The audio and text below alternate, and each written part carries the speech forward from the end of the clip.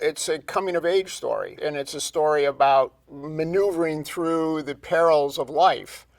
And I think that's what makes it a universal and timeless story.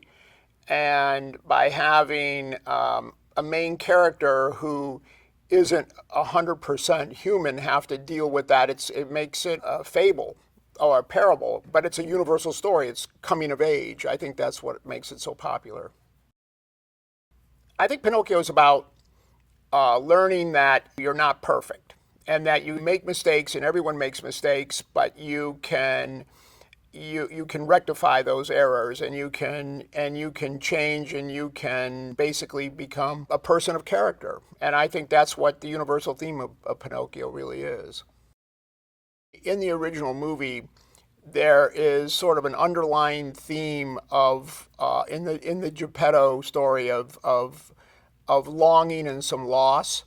And in the original movie, they couldn't go into real depth with an animated character. So when we have a live action character, and then of course a great actor like Tom Hanks, we went much deeper in that story and put many more layers into what kind of melancholy feeling that Geppetto may have had, which spurred him on to want to create, I guess you could say, a companion, something that, an entity that reflected maybe some loss in his past. And so that's kind of what we layered in this version of the film. The first time I heard Cynthia sing,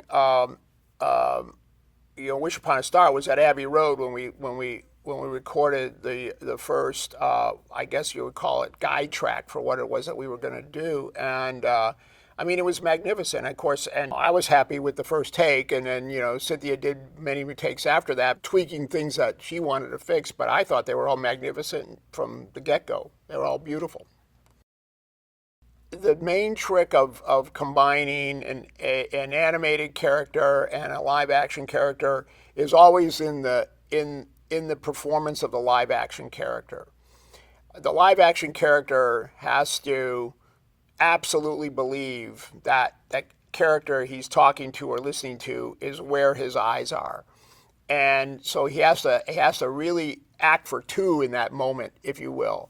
And it's seen in the live action character's performance, his belief that the character is there. That's what makes it work, because you could have the most beautiful animation, but if it looks like the live action actor is looking through the character and not really looking at the character, then the illusion won't work.